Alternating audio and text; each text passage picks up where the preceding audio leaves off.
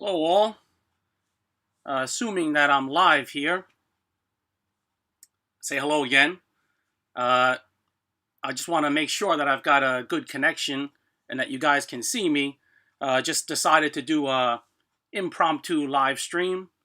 So hopefully there's someone out there that wants to watch. Got a few things planned, but nothing too fancy. Let me just check and make sure that this is working. Hey, it is. Hi, Paul. Yeah, can you see me fine? Do you see, there's a tong above me and another picture of some springs on the other side there? Just let me know.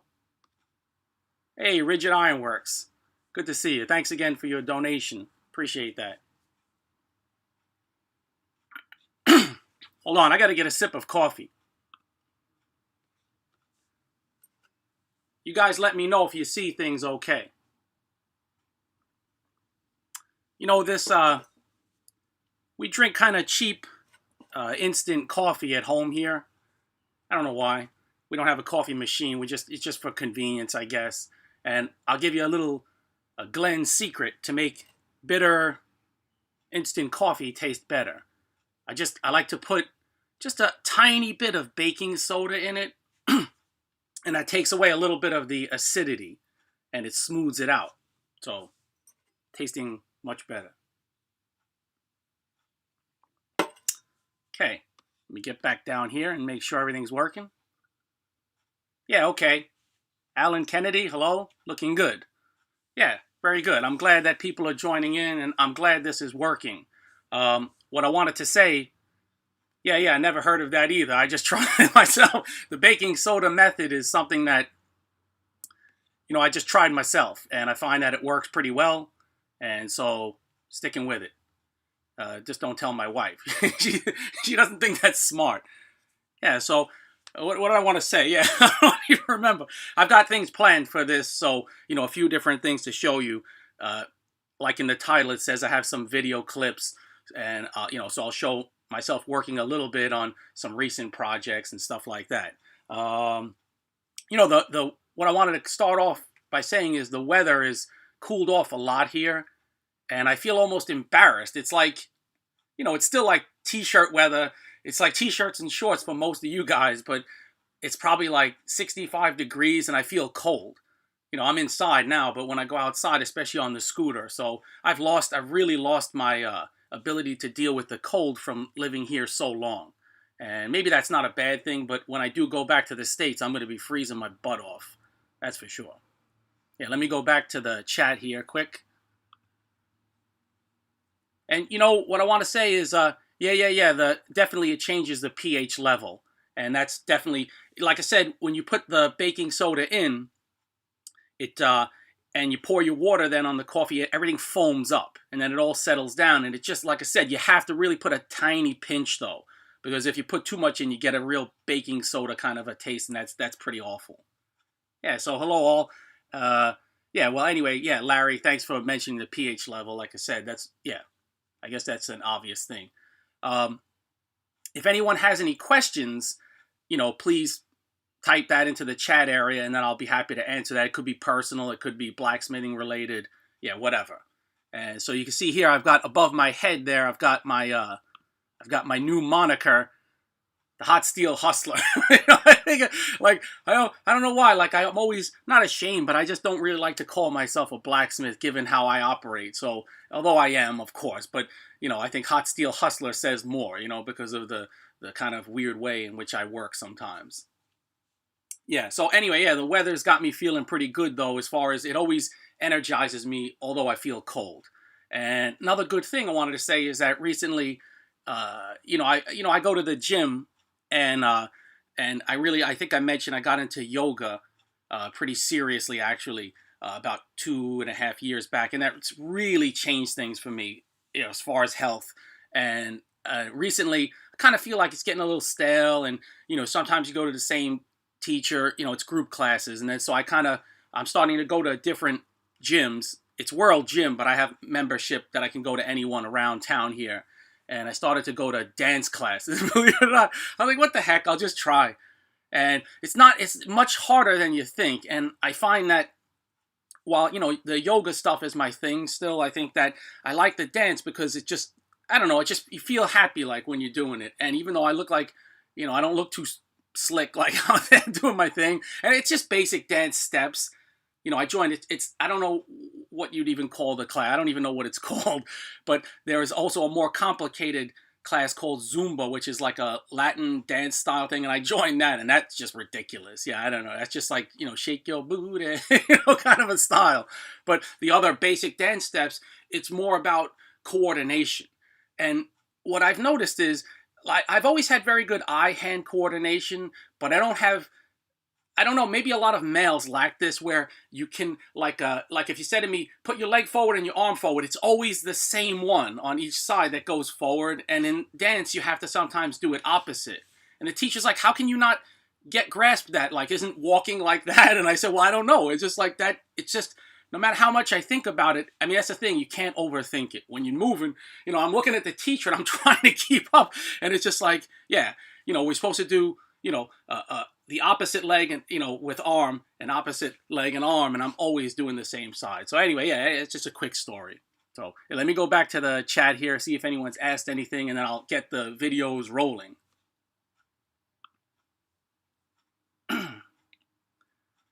No, never made sleigh bells. No, yeah, rigid ironworks. Yeah, can't say I have. Mario de Sura, where did you learn? Hey, hold on, you disappeared. Hold on a second. Disappeared. Yeah, hold on, Mario. I'll find you. Oh, hey, Rigid Ironworks, you shouldn't have donated. Yeah, but I thank you. I appreciate the holiday cheer, but you really didn't, you didn't have to donate. Like I said, it's not necessary to donate to watch. And if anyone does, of course, I appreciate that very, very much. It helps me. And I will give you if I don't catch it here in the chats here, I'll definitely give you a shout out. In an upcoming blacksmithing video. So let me just type something. Yeah. Thanks, Rigid Ironworks.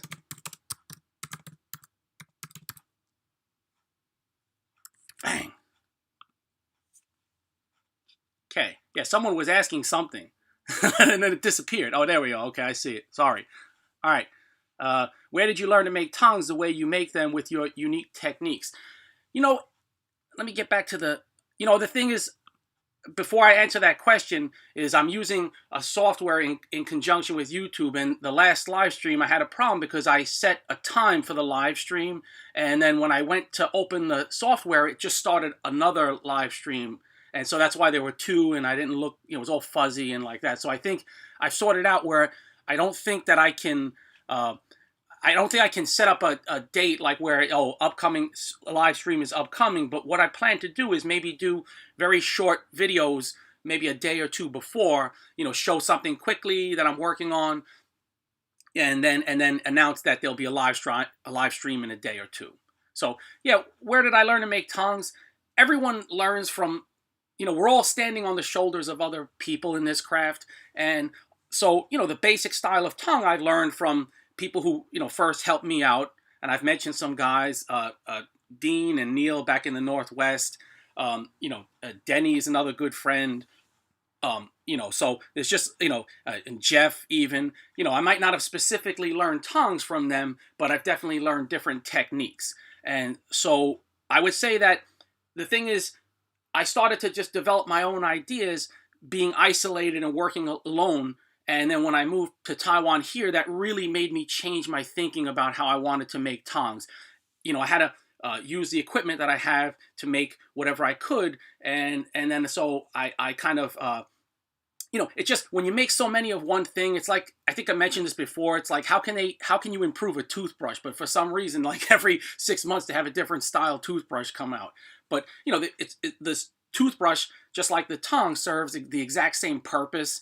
But you can make it in different styles in different ways, and small improvements here and small improvements there. So yeah, and actually I change how I make my tongs many times just out of boredom.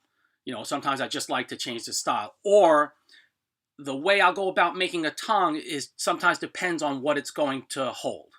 So hope that answers your question. It's pretty vague, and what I'll show today in video clips might show a little bit, a little insight into what I'm saying. So yeah, let me go back to the chats, and then we'll start the videos. I've got my book here, and I've got a bunch of things written down that I'd like to say and stuff that I'm, planning to do, and how we're gonna run these live streams, etc., etc. So, and just like I said, I just wish everyone could be, and everyone is, to be patient, just because I'm a one-man show here. My wife's at work, and I'm sitting here, and I've got the birds chirping outside, waiting to be fed, and so I just kind of like, yeah, I just want to keep it as simple as possible, but slowly but surely, I'm figuring this out. So, let's go back to the live. Let's see. Yeah, Sonny. Hey, greetings. All right, Sonny Belson. Guys donated to me so many times I can't even count. Yeah, Peng Wang. Yeah, you make very good tongs. I appreciate that. Hello, Ironclad Wrench. Right. Yeah, and thanks for letting me show the pics too. I appreciate that, Jeff. All right, let's see. Okay, so I don't see anyone else asking anything. So yeah, let's go on to kind of show you stuff that I'm working on right now. And so, and you see this picture here that's to the side of me here. I don't know if it's on the left or right based on how you're seeing it, because when I move this arm, I'm moving this arm, I think, but the other one goes. It's just everything's in reverse. Someone said they love me, but I better check that, right? Who said that? Nitrogen Man. Yeah, I love you too, Nitrogen Man. Right. All right. Yeah, let me play this. This is a video, so let me play this, and hopefully it plays smoothly enough. I hope. So let's see.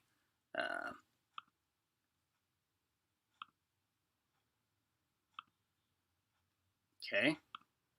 Yeah, so you can see I went to a spring shop here in Taipei, and I'll stop that for a sec. Oh no, I'll just let it roll. And man, they have every single kind, I'll stop it now. They have every single kind of spring you can imagine. And they sold not just springs, but that was the main thing. Coil springs of all different sizes, all different shapes. I mean, I wish I would have spent more time there, but I think, they had it kind of cordoned off where they prefer customers to be outside. And a lot of that's because of the virus or whatever. It's not even, there's no cases of the virus here, but people have just kept up those habits of, just serving people when they're outside if their shop is small. So, yeah, so I just took a quick video clip of this, and let me continue on that. So you see here, they sell barrel hinges and this and that. So yeah, I picked up these springs and these bolts of different lengths because, you remember this jig that I made and it was static? Well, I decided to add springs, and you can see how it flexes. And I'm gonna stop this and just make sure that you guys see that. Can you see this video? Is it coming along smoothly enough? I'll stop it and I'll check the chats. Yeah, if anyone, yeah, I see I've got 16 people watching. Yeah. Yeah, hi John. Better late than never is right. Yeah, if anybody, yeah, okay, if you see that video, which I'm assuming you probably are, it might be coming across a little bit slow, but yeah, so let me go back to that and I'll explain my thinking.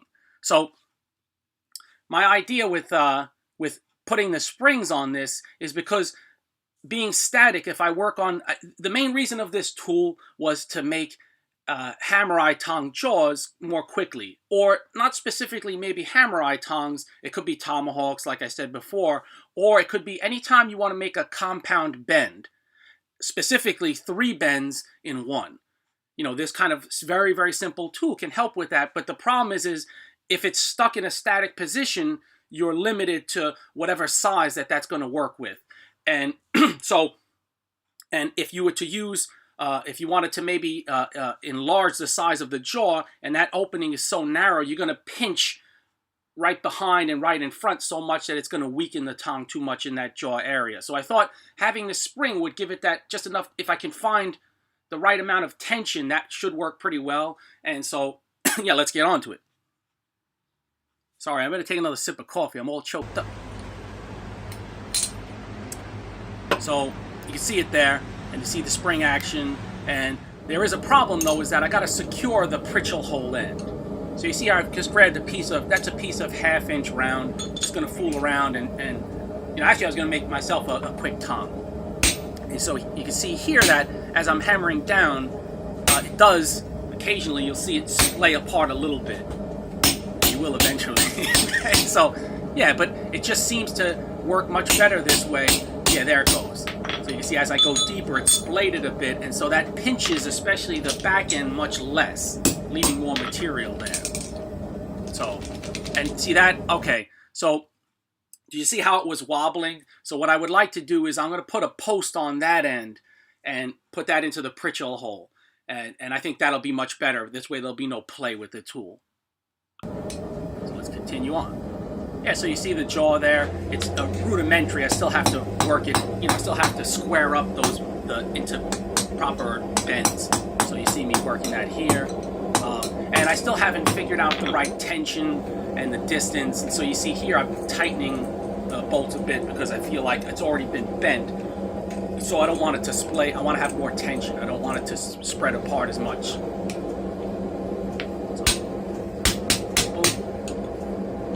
and that's about that. So yeah, quick couple heats, and I can make a reasonable three bend jaw. So, and this will come. You'll see a little bit later how this works out into a top. So I'll just let this play. This is almost done, so I'll let that play out. Yeah, so you can see here I've done two with the same jaw style. Right? Alright, stop that. Stop. Take that, get rid of it. Okay. Yeah, so let me go back to the chats here. Anyone have any questions about any of that? Did anyone not see that? Right, that's a good point. Yeah, I don't know, like when I put up a video, how quick the, you know, if there's any big delay or like that. I'll check it later on though. Like I said, it's all live and learn at this point. Yeah, how's your back going, Mick Ellis? My back's great. Like I said, the yoga has really like made the difference. Rigid Ironworks, do you know the language before you moved? Yeah, before I came to Taiwan, yeah, I'll get to the, I know the chats are going flying like fly. So, Rigid Ironworks, I started to study Mandarin Chinese before I came to Taiwan. Actually, the first time I came to Taiwan was 1992, many moons ago. And I think I've already said this, but at that time was kind of like in between jobs, in between thinking about what I want to do, and came here for a vacation. I was here for 5 weeks, and I liked it. Went back home, saved money for a year, and then came back. And then so my intention during that year, I started to study Chinese, and I went to Chinatown and took classes.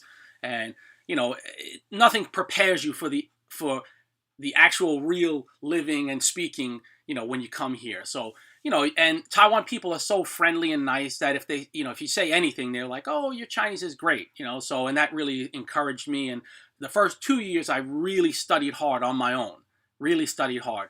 And I can't go into, I won't go into detail about the specifics, but there's a system they use in Taiwan, a phonetic system, and it's called Bo Po Mo Fo or Zhuyin Fu Hao.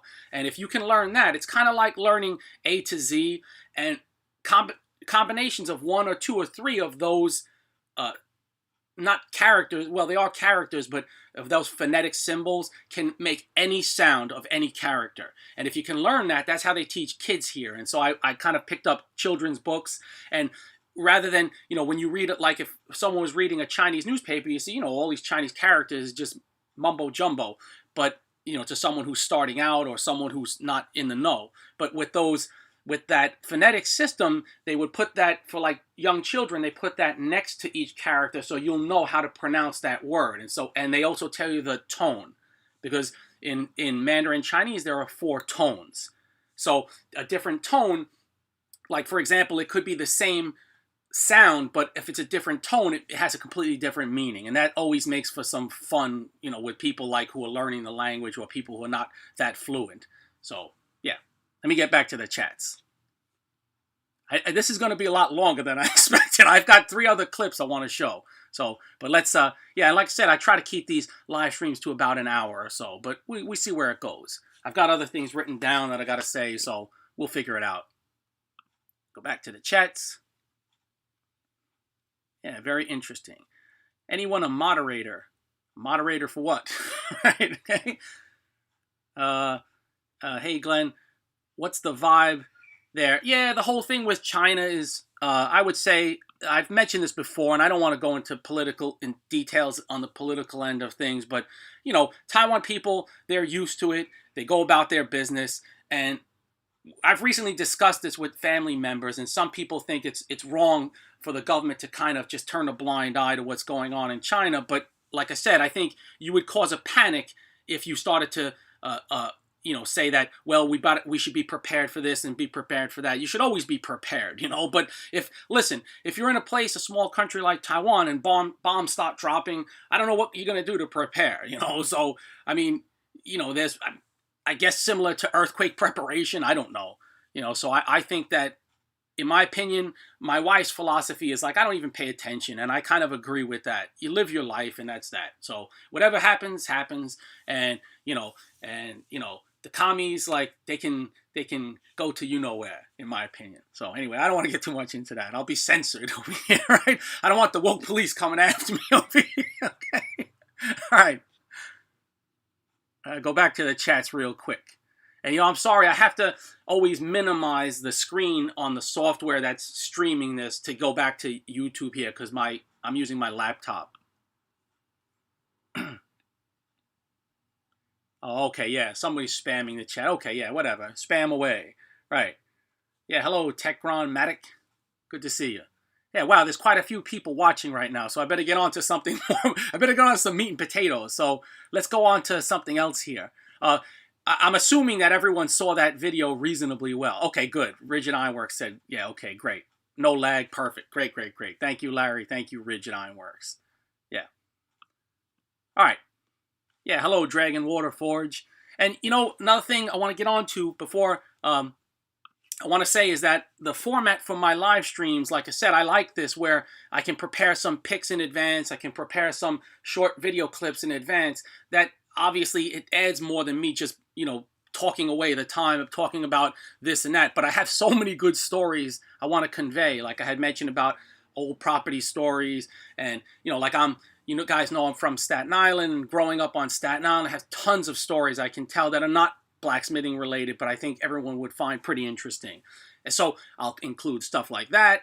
I found a lot of pictures of old things I've made that are maybe not tongs, like hardware and stuff that I was using around my house. And so I'll show pictures of stuff like that. Anything that could be anything blacksmithing related, I'll show, but also stuff that's personal, that's, not, embarrassing, I guess. So, but yeah, and then what I was also thinking is that, in order to spice it up a bit, that maybe if people want to share it with me, pictures like your shop picture or your anvil picture or something you've made, and you email those to me, and if I had enough, like, I could probably, do a live, in part of the live stream to show your stuff, if you didn't mind, and mention your name or whatever handle you go by, and say, oh, this is so-and-so's shop, this is so-and-so's anvil, this is what so-and-so is working on. I think that would add a lot of flavor to a live stream, to, because this is kind of everybody, talking together, right?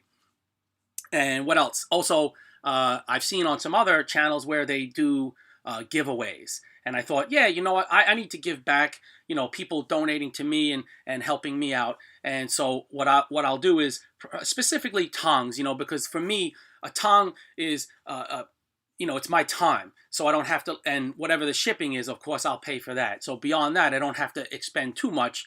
And so that would be the easiest thing for me to do for giveaways. And so I'm still working out in my head, though, how do I want to arrange that? Maybe anyone who chats or anyone who comments on the video, then in the next live stream, maybe I'll randomly select a winner of a tong or stuff like that. And I think that'll also add a little bit. It'll make these go way beyond an hour probably. So, but yeah, anyway, yeah, if you have any thoughts on that stuff, then let me know. Just real quick, like I was eating breakfast and I have these fruits I gotta eat. Does anybody know what these are? I do know, okay, but I'm just asking. See that? I'll pull one out. This is in season in Taiwan, and so see it there. It kind of looks like a little orange, right? I'll eat it, but man, oh my Lord.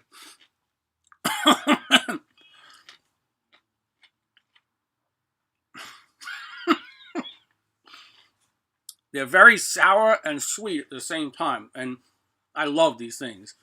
I usually don't like sour. So these are in season, and some, a while back, a friend gave me a bunch, and this is evidence of past lives. Did anyone know? Yeah, okay, kumquat, correct, right, kumquat. Yeah, I didn't know what these were. Let me see who said that correctly. Okay, I gotta give a gold star. Yeah, Larry and Frank Blount and Larry Ketchum. Yeah, kumquat, right. And Larry, you get extra points for spelling it correctly. Okay, all right. Yeah, and yeah, so and this is, I want to give evidence of past lives based on this fruit, which I enjoy so much and is in season right now in Taiwan. So a friend, went to a coffee shop and a friend had these a while back and brought them out. And then I tried them and I'm like, whoa, these are pretty good. Even though they're sour at first bite, that sweetness comes through later on. And and they said, how do you say this in English? And I was like, I've never even saw the fruit before. Even in Taiwan, it's not a very common fruit, even though it is grown in Taiwan. It's very specific to certain areas and this season only. And I remember I just said kumquat. How the heck did I know that? I had no idea. And that the fact that I like them, and I felt like I had liked them from some time before, although I'd never tried them before. So, there's my, Twilight Zone moment and evidence of past lives. All right, let's get back on to something a little more interesting. Yeah, they're much, okay. Yeah, Larry says they're much smaller in Montana. Yeah, I'm surprised they even grow in Montana. I thought it was a tropical fruit. Okay, Florida, yeah, definitely, Frank, I can see that for sure. Yeah, and, the kumquats, I mean, they do vary in size, and even the ones I have in this bag, let me get back to the video thing here. There's some that are really big and some that are kind of small. The bigger ones are a little bit drier, so yeah, but they're good stuff. So yeah, let's move on to something else. Just check the chats again. Yeah, okay, Jinji, right. Okay, someone knows the Chinese even, right. Very good. I don't know if it's Jinji or Jinju. I'm not even sure. When they say that, I can't even pick up that second word. But yeah, that's correct. Very good. And it's definitely, yeah, Paul, it's a citrus fruit. And if you have a chance to try them. If you like sour and sweet at the same time, give them a try. All right, let's move on. Let me minimize this. I'll show you something else that I'm working on. And you got to bear with me because I got to scale this video thing, this clip down. Okay. Just bear with me here. Okie dokie. Yeah, so this is something else. This is a very silly and but this is my hot shear that you see here in that picture. If you are seeing that picture, let me just open up. Yeah, hold on. Let me get back to YouTube. Get back to the YouTube here. Okay. All right, back.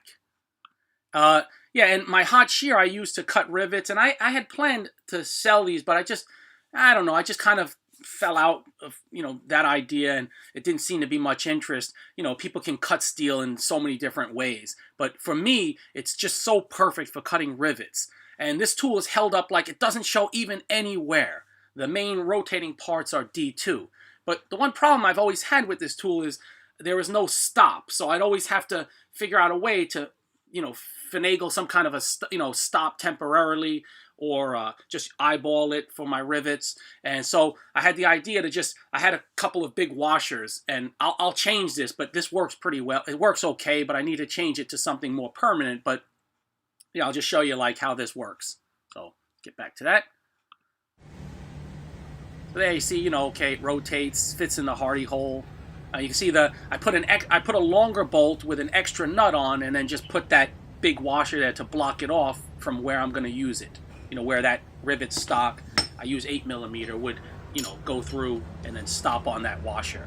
So, yeah, so you see here, like me quickly using it. So a few taps, boom, nice clean cut. Watch this here. Does anyone see anything odd? Can anyone notice anything odd about what just happened? If not, let's, well, okay, that's done. All right, I'll go. All right, I'll go back. I'll show that again, maybe. Yeah, let's show it again. Let's see if anyone noticed. See if you notice what's odd about after I cut that rivet out, or that rivet stock. And I'll go over to the chats right here and see if anyone gets that. Yeah, take care, Rigid Ironworks. Thanks very much for the donation. $30 is a huge amount. I really do appreciate it. Made my day, my friend. Yeah, Armageddon tools. Okay, how did I end up in Taiwan? Okay, that's a long story. I've touched on that, but we'll have to hold off for that for a bit. Yeah, so back to the video here. Yeah, so okay, boom. All right, hot shear. Okay, just give me 1 second. Replay it again. Stop. Okay. All right, I'm just going to get rid of the hot shear thing here. Okay, boom. Delete. Yeah, so basically, if you notice, when I cut that, and I don't see that anyone has said that the unusual thing. Yeah, okay, Dragon Water Forge said it correctly, right. It came out of a different hole, right? I cut it from one, and then it dropped down, and then I removed it from the hole beneath. So yeah, you get a gold star too, right? The guys who mentioned kumquat get gold stars, and you also get a gold star for that. Yeah, it came out of a different hole. Very good. Yeah, so, and that tool has been invaluable for me. And it can cut larger stock, but I only use it to cut the 8mm. And I recently took it apart and examined it, and the cutting edges, the edges are really sharp still. So just a really nice tool, and it's something that, you know, if you had, you know, you wanted something like that, I'm sure you could even make one yourself. It's not that difficult. So, all right, let's go back on to the chats, and then I'll show you something else. Let me see. Yeah. Is there a rule of thumb for tenons when it comes to punching or slitting the hole? Well, normally, yes. The rule of, they say 1.5 times the diameter of the hole. Oh, no. Or 1.5 times. You should have 1.5 times protruding. Not the diameter of the hole, but the thickness of what you want to join. So, for example, like if this, let's say you had 1 inch. If you had 1 inch a bar, and then your tenon came through, you know, you'd want your tenon to, you want that to come through maybe 1.25 inches, and then work that over. Wait a second, that doesn't sound. I'm thinking of for rivets. You know, rivets is usually you know, that whatever the thickness is plus a quarter. That's what it is. Yeah. So, you know, but it really depends on how much of a head you want to form. So yeah, the rule of thumb. Obviously, like I forgot, right. Mathematically, I've forgotten, but I typically, let's say, okay, for me, I would say that a rivet is about 1 inch. The rivet stock that I cut out is about 1.25 inches long, and I probably leave like, and then the header is about 1 inch, so I leave about 1/4 inch to form the head. But like again, that really depends on how much that, you know, if it's a tenon or a rivet or whatever, how much you want. How much material you want to be left after you peen it over, after you work it over. So 1.5 times, or a half more than 1. Okay. Right. Mathematician I am not, right? You know, one thing, like when I was in school, when I was much younger, we always said the fudge factor. And like, if you could know the formula was enough to get points on a test, if you got the mathematics wrong in a science class, that was okay, because they figured, okay, if you're a scientist, maybe you're not a mathematician. Well, I'm neither scientist nor mathematician, obviously. All right, back to the chats. Bonjour, Adam. Right, and right, very good to see you. Right.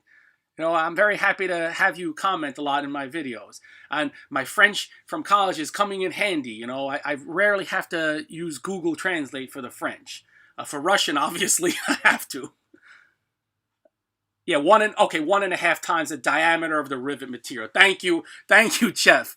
Right. Obviously, I didn't pay attention in Vancouver when we went to Fort Vancouver there and we're training. All right. I was born to be an engineer. Yeah, right, but not right about that, right? It's like, we've said this before, but I like the Three Stooges so much. And, you know, you'll see like that episode where they build a house, and then like one of the girlfriends is like, where do these stairs go to? And he's like, stairs, those are shelves. You know, I can see myself like in that position. All right. Yeah, what's my neighbor's view, Mick Ellis? Yeah, I did actually have, not too long ago, I had a complaint. And I think it was from, the person was anonymous. They left a note below, but I think I know who it was. And so I've kind of altered. I was getting a little crazy. Like, I had a period where I had to make a lot of hammers. And so I was starting really early, too early. And then that person was upset, and I think I know who it was, and it's okay. And I've adjusted to start a little bit later, and thankfully, like, I haven't received many complaints. But listen, the road I live on is so loud almost at all times that I feel like, you know, it's just bananas. There was someone out here with a leaf blower recently at 10:30 at night, and like a gas-powered one, you know, zipping back and forth. And I think it's just a random person like that. They don't even work for, you know, for the environmental agency that does like the street sweeping or anything. So this place is loud, and so my hammering sometimes gets drowned out as long as I start after a certain time. Yeah, I miss. Let's see who said that. Yeah, Rabbit Jeremy. I miss the wildlife. That I miss it so much. That's one of the things that I really miss from being back in Washington. And so when I get back there, you know, I'll definitely try to enjoy the wildlife as much as possible. Yeah, hey, DK Wolf. Right, I'm glad that you made it along, and we still got some time to go. So, yeah, let me move on and show you something else. But let's see. Andrew Sheedy says, what's your thoughts on dressing a tenon with a monkey tool? Yeah, I very rarely used a monkey tool, so I can't give you my opinion on that. But it's definitely a good idea to square the shoulders. You know, I think that's the main function of that tool. So, yeah, a good tool if you need to square the shoulders. Okay, all right, let's get on to get on to another video clip here. All right, just give me a sec. I got to minimize this. Come over here. Hit stop. Get this resized. I wish I had, you know, if I had help, this would be so much easier, but it's okay. You know, like I said, I just do it as I can. All right.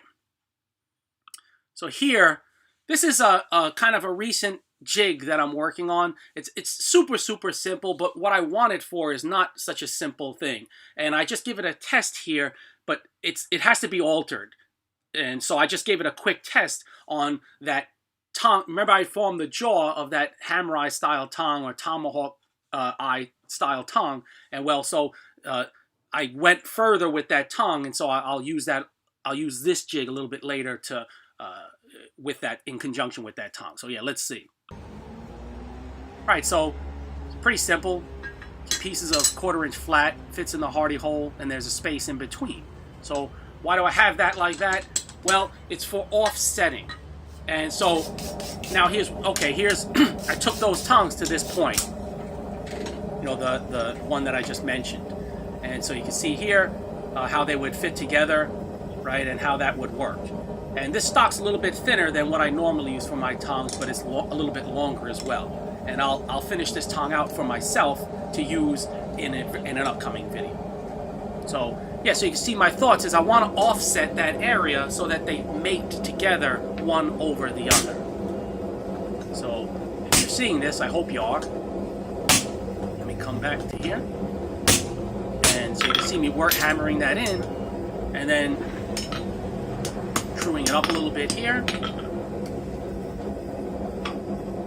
And I don't know, I see something that says critical hit here, so hold on a second. Yeah, let me stop this a second, because I see like someone is. Let me come back to the chats. Hey, DK Wolf, thanks for the $5. Much appreciated. Really appreciate that. Thank you.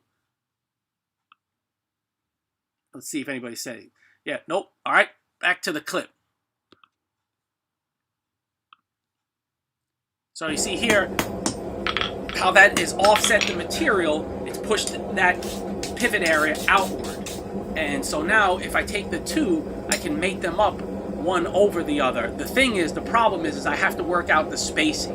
So you can see right now there's a pinch point front and back. So I'm going to work on this where it's a little bit longer or a little bit maybe semicircular on each side. So yeah, so basically just something else that I've been working on. And like I said, that jig has another function as well, and I'll probably show that. I'll show that at another time. So let me get rid of that clip. Yes. All right.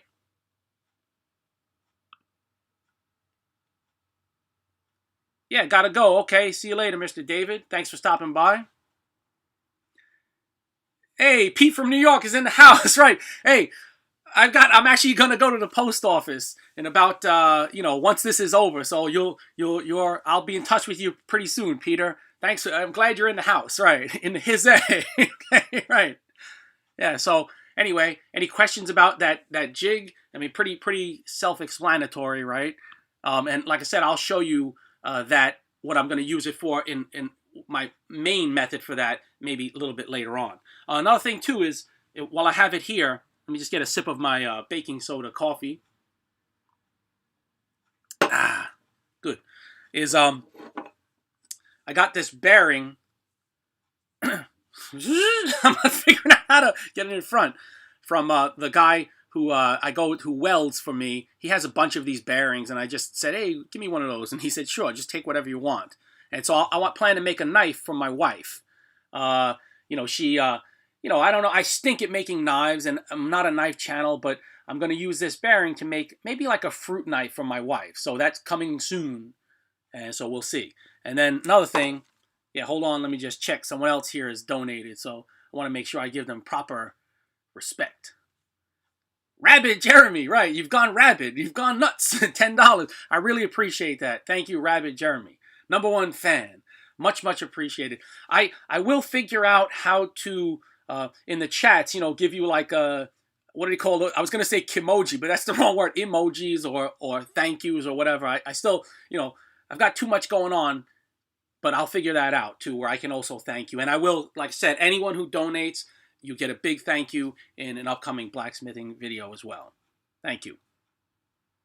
All right, another thing, back is, and I keep saying I'm back, but like I said, it's just because I keep switching in between the software and the YouTube screens, and so it makes me think that there's some kind of a blank in between, but I know that there's probably not. It's just that it's just streaming from my camera, and what I open and close you probably don't see. You just see what's within this software screen.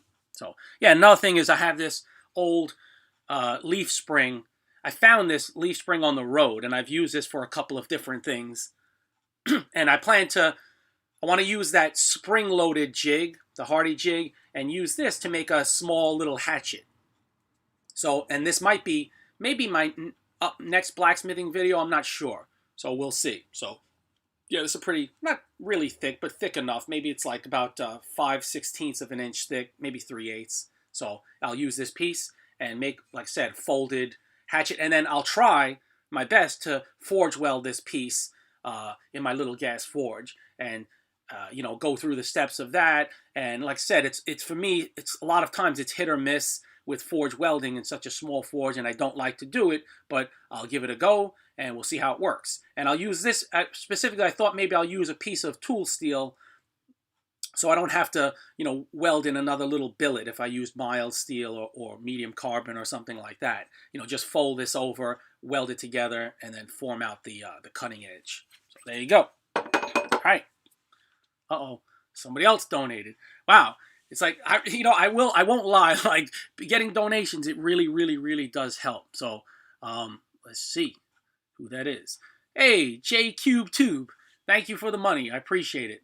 $3 is a lot of money. $1 is a lot. Anything is a lot. So I really do appreciate that. Upcoming shout outs coming your way. All right. Let's see. Chirpy here. Yeah, Chirpy's giving me a little advice. Let's see. Chirpy's Tinkerings. When I do live streams, I tend to go into the live stream tab and pop out the chat. Then I set it to always on top and open with OBS. Yeah, I'm using OBS, so this is good information. I appreciate this. Open up OBS with the chat on the side. Yeah, that's okay. Thank you. I'll see if I can sort that out, because I keep going back and forth, and it creates that kind of a situation where it's not a very smooth experience of me, presenting myself and presenting everything here. So thank you, Chirpy. I will see if I can sort that out. Hello, John.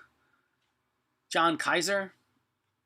Yeah, Mick Ellis, some simple tools save so much time. And that's a key point, is that when you're blacksmithing, I think you really have to find time saving ways. And so I feel like that small jigs, simple jigs, they really help. And the thing where a jig really comes in handy more than time savings is consistency.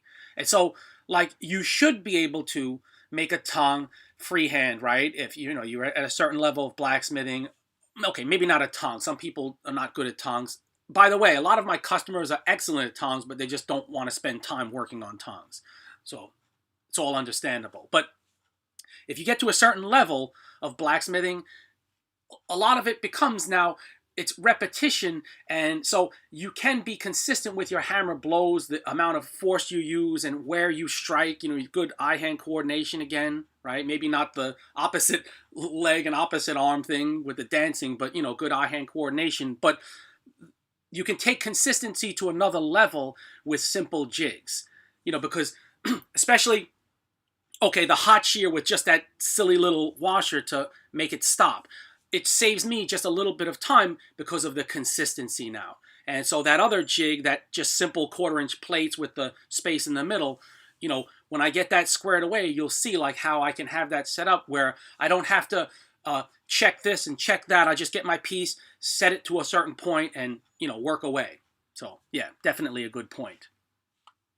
All right, I've got another video clip I want to show, but let me go back to the chats here. Hey, still 40 people watching. This is great,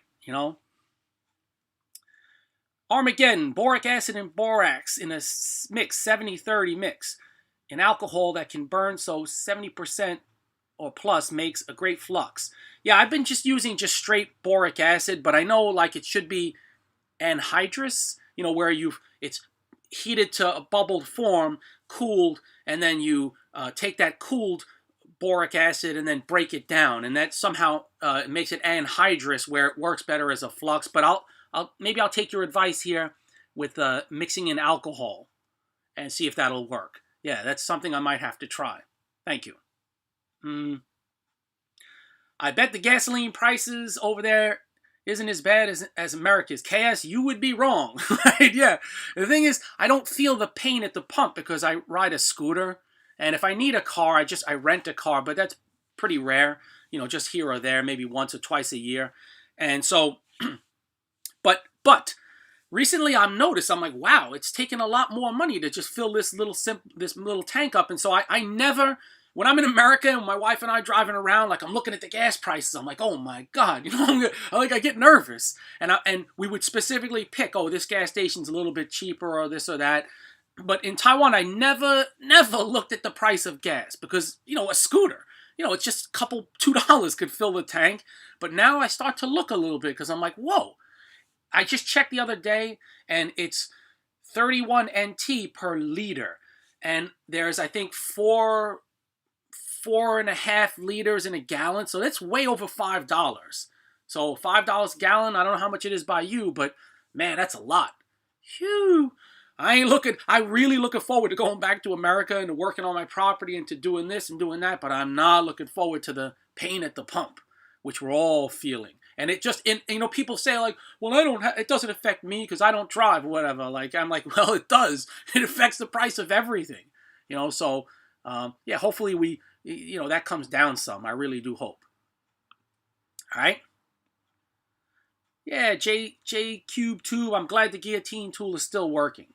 Appreciate that. I'm making some further changes to my guillotine tool, and that's when I get time. I'm going to change my website. I'm going to do a lot of changes. That's another thing.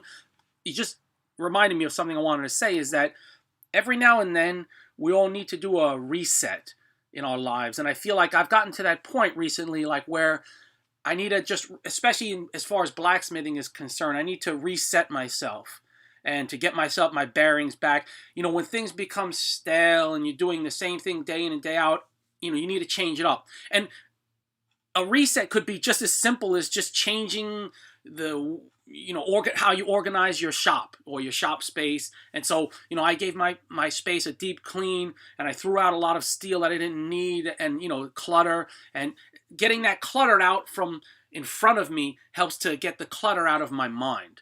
I don't know, for me, I don't like clutter, and so that gives me that reset, and I think we all need that sometimes. And I'm going to take that a step further. I'm going to I need to change some things like pictures here and this and prices there, and you know what I offer, be more update on my website and stuff. So I'm trying to get all that squared away, and I'm not very busy with work right now. You know, always busy enough, but so as I have more time, then I'm going to continue this. I wouldn't call it the great reset. That'll be when I move back to America. But, you know, it's a small reset to help me to get my bearings. All right. Let me check the chats. I see a question. Do you still do custom commission work like doorknobs? Nah, not really. Yeah, just mainly focusing on my, just focusing right now on my tongs and other tooling. You know, occasionally I might do something, but not so much right now. Yeah, I mean, if someone locally asks me for something that I work on, and I usually can couple that into making a video of that. So, when it coming back, Peter? Yeah, what I plan is, my plan is to come back in the spring. I have some business to take care of. I have, you know, family to see, and I don't care. It's at that point it'll be 3 years since I've been back, and I used to always come back every, you know, I go back every year. And so in the spring it'll be 3 years, and it's too much time, and I can't worry about quarantine periods and viruses and this and that and all that other stuff. I want to go back because I've got a lot of things I want to take care of, and I want to work on my property there, and at the very least I want to build a small simple shop. And so when I'm back in the States, if I can't show blacksmithing videos, I think maybe what I can do is I can show myself working on you know, that shop. And if I start to put a house on that property, even if it's just a single wide or whatever it is, of course I can show that progress as well. So yeah, hopefully in the spring. That's my plan. Come back. Yeah. Yeah, you know something? Armageddon says when you throw something out, it comes to bite you in the rear. I always think the same thing. And whatever I put in, I start throwing stuff into bags that I'm going to take to the recycle center, you know, steel. And I think, looking at that bag again, wait a second. But then there's sometimes I get, and you can ask my mom about this, I get like in that, you know, gripping and throwing mode. You know, I've thrown away a lot of good things on that, you know, because I just wanted to get in that mode where I wanted to have stuff cleaned out. So yeah, I have to also control myself and slow down and say, hey, maybe I could use this. But when you have a much more limited space like I do, and I'm in a rented space where I got to keep it reasonably tidy, so I have to be conscious of not collecting too much. You know, if I was back on my property, you know, if I had my old 2 acres back in Castle Rock, Washington, yeah, you could put this here and this, that, and that there and whatever, and you don't worry about it so much. But, you know, like I said, here I got to be a little bit more fastidious. Let's get back. I got to show another. I think I have 1 or 2 more video clips I got to show. So hold on. Let me get to showing those while still got people on the line here. Yeah, okay. Thank you, Guru Das Bak. I'm glad you love the videos. Right. I really enjoy making tongs on the blacksmith tool. Now just save money. Yeah, making your own tongs will save you a lot of money. Making your own tools. If you're a blacksmith, there's a variety of things you can make. There's just no question about it. And like I said, I'm appreciative, though, that a lot of my customers, although they can make this or they can make that, sometimes what I offer, they might say, well, it just saves me time and I'll work on what I like to work on. A lot of people have very limited forge time. So, and so even though they have the skill for certain things, they might want to buy from someone else. So that makes me appreciate it a lot. But if you're able to make your own stuff, sure, why not? Okay. Yeah, petrol's about $5 in Sydney. Yeah, so it's very, listen, you got to understand, right? The price of gas is pretty much, it's a traded commodity. It varies due to taxes, especially in the States. You see state to state, there's usually a pretty, not a huge difference, but reasonable difference. But overall, globally, I think you're going to see the price of gas is pretty similar. So we're all we're all feeling that same pain. You know, unless you're one of these like oil sheiks, you know, I guess, you know, okay, I won't go into detail, but I used to work in a very fancy hotel in New York City. when my wife and I first got married. And I'll tell a story about that because I've got some good stories about famous people I met and blah, blah, blah. But the presidential suite, this is way back when, right? In that hotel was $10,000 a night. And there would be one of these oil princes or whatever. He would come every year and stay for 1 month. That's $300,000 to stay in a hotel, right? And that's just the basic, like whatever else they, buy or whatever services you got, or butler services or whatever. So can you imagine $300,000? You could buy a home, and this person was just spending that on, just coming to New York City for a month, and I'm staying in the fanciest, suite in this hotel. So, that's oil money, is what I'm trying to say, is that this is money on top of money.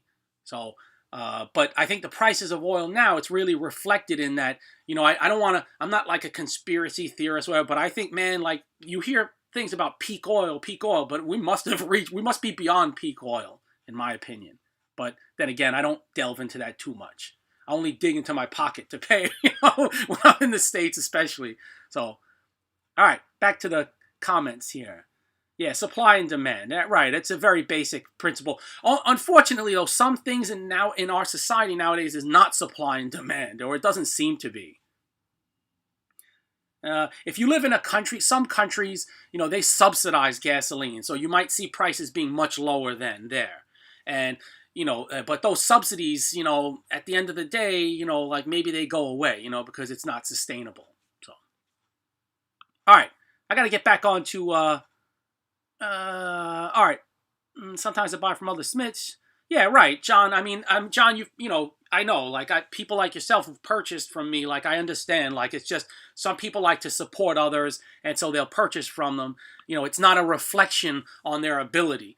And, like, for me, if I'm, since I'm in Taiwan, it's hard because of the shipping from the States to here right now. It's much more expensive come from there to here than from going from here to there, for whatever reason, and so, and the time frames right now for shipping are tough. But yeah, I would definitely, when I'm in the States, support other people who make, I like to buy hammers and stuff like that, or anvils, or whatever it may be. And obviously, I mean, I can't personally make an anvil, but I can get one made, obviously, the small ones that I have made. But I like to purchase others, just because, like I said, what someone else has, excuse me, might be better, and you're also helping someone else. And it's kind of like, our economy, right? Isn't it like a circular thing, right? It's like you spend and, it comes around, and you spend and it comes around.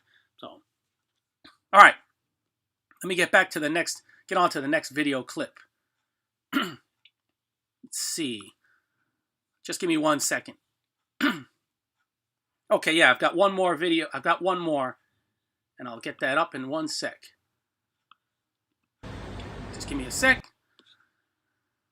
Okay.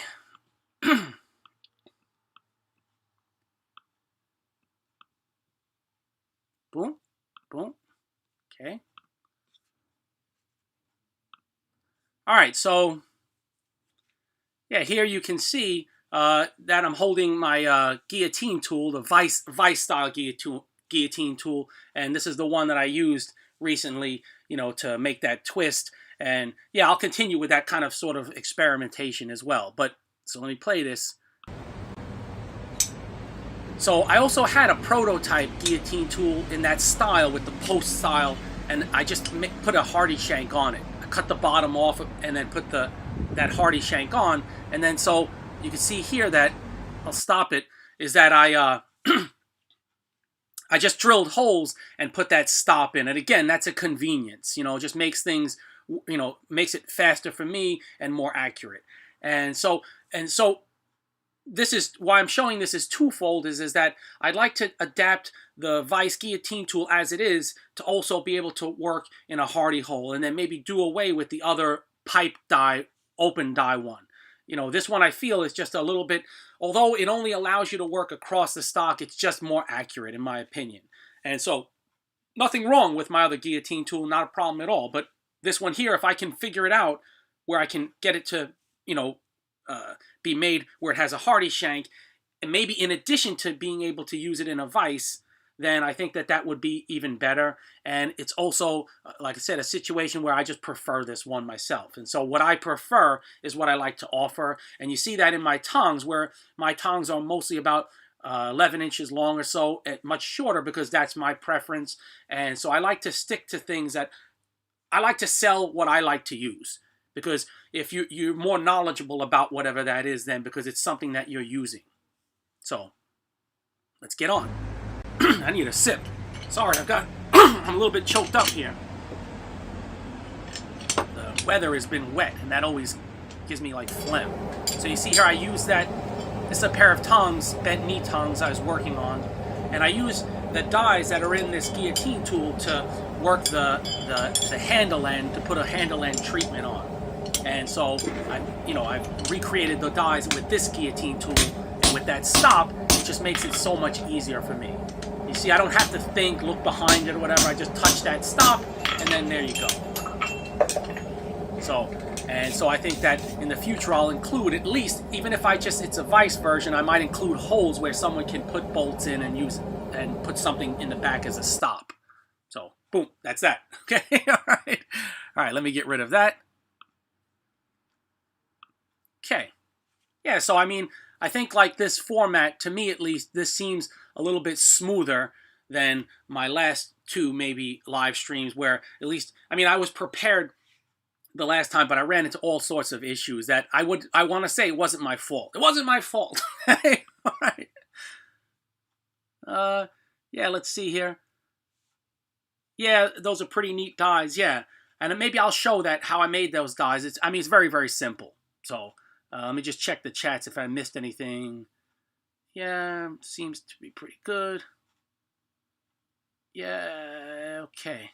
Yeah, does anyone, let's see, I gotta check what time we're coming up on here. I can't see. Oh, we're over an hour. We're in an hour over here. So yeah, that's good. We'll continue on a little bit more here. If anyone has any questions, please, feel free to ask right now. And let me look at my notes quickly, and I'll see if there's anything else that I wanted to convey to you guys before I sign off. I'll check them off. Okay, that I said. And show your anvil. Yeah, and like I said, the giveaways, I said that already, right? Okay. And how I'll notify you of upcoming live streams, I'll probably just use like a simple video a day or two before. Yeah. Knife. Correct. I'm sorry. This is like, I'm really taking my time here, but you got to understand, this is like, imagine that you're sitting next to me, okay? And I've got to, we're in a business meeting here. So I've got to check my notes occasionally. Oh, yeah. Okay. So another thing I might do in an upcoming live stream, it may be a regular video, maybe in the live stream, is when I was cleaning things up, and I have a whole bag of all of the logo marks, the touch marks that I had helped people get made.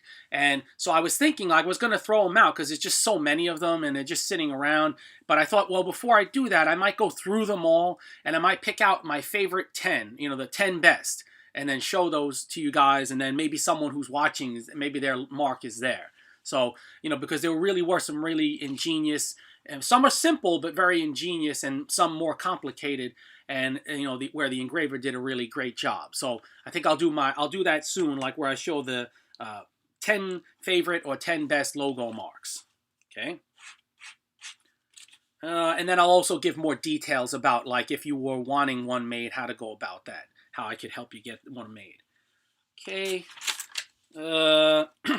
Yeah. Okay. This, there's one point I wanted to touch on, is that a customer friend, Dan Safford, we were going back and forth in email, and he was kind of talking about how, I don't know if, I'm assuming he said he picked it up from me, so I feel great if that's the case, but he's saying, he understands maybe you don't have to work so quickly. You should never be in a rush. You should work quickly, is what I want to say, but when you're blacksmithing, but don't be in a rush, because that's where mistakes come in. And, what I would say is, when you take heats, don't be afraid to take a heat, work a little bit, and maybe you still have enough heat left to keep going, but you want to maybe think a bit more, put it back in the forge.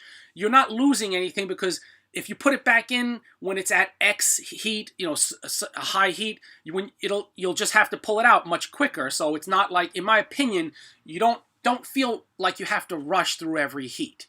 And so he must have heard me say that somewhere before, and so I just wanted to mention that. You know, and this way, you know, your actions, they should be smooth and deliberate, not herky-jerky and not rushed. You have to be quick, right? We only have a short window to work hot steel, but if you get to that point where you're not sure, or you feel like, well, maybe I need to get a little more heat, take another heat. Don't feel like you have to accomplish something in a certain number of heats. That's my point. Yeah, I understand. Some people have said to me in the past, like, you should be able to name that tune in 2 notes. You know, you should be able to do this operation in 2 heats. Why is it taking 5 or 6 or 8? Well, okay, you know, maybe I'm not as good of a blacksmith. I'm just a hot steel hustler, right? Or it's maybe I'm just taking my time, you know, I'm not in a rush. You know, just like Thoreau said, you know, time is the stream I go fishing in. And you sometimes have to have that approach, especially with blacksmithing. Otherwise, you make mistakes or maybe you get hurt. So, yeah, don't be afraid to take more heats if necessary. All right, so thank you, Dan Safford. Okay. Folded hat. Okay, Dan, check you off.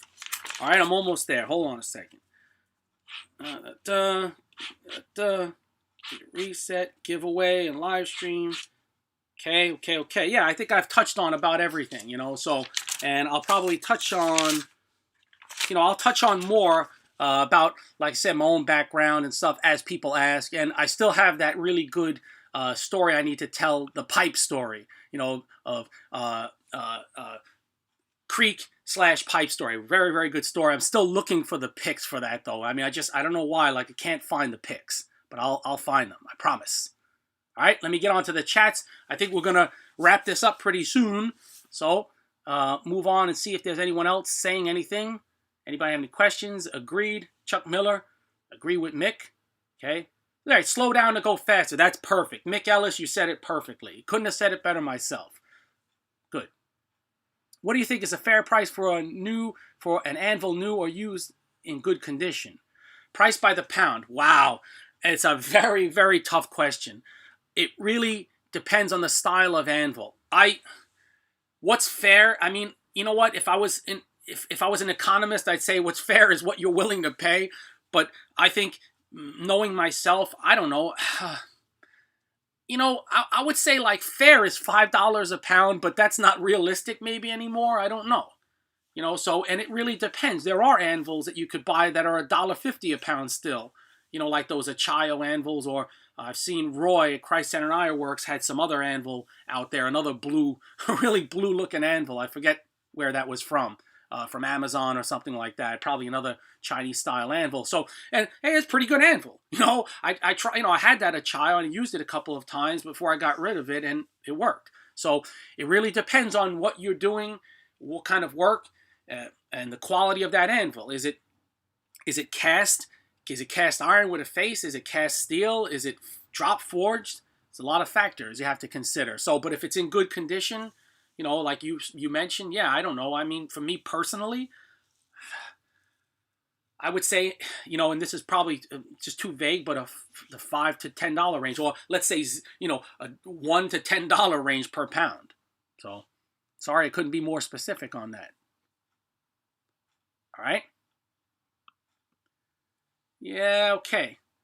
Yeah, well, okay, I'm probably going to wrap this up here, coming up soon. So I don't see any more questions. And like I said, I'll tell you, you know, I was also going to recount, you know, stories from back in the day, you know, when I was in Staten Island, and, you know, how life was on there growing up and stuff. And I don't know if anyone would find any of that interesting, but, you know, New York City back in the 70s was pretty wild. So, you know, I think that a lot of people would find what I have to say at least amusing. Yeah, okay. Rather see quality over speed. Right. That's very true. Very, very true, Jeff. Yeah.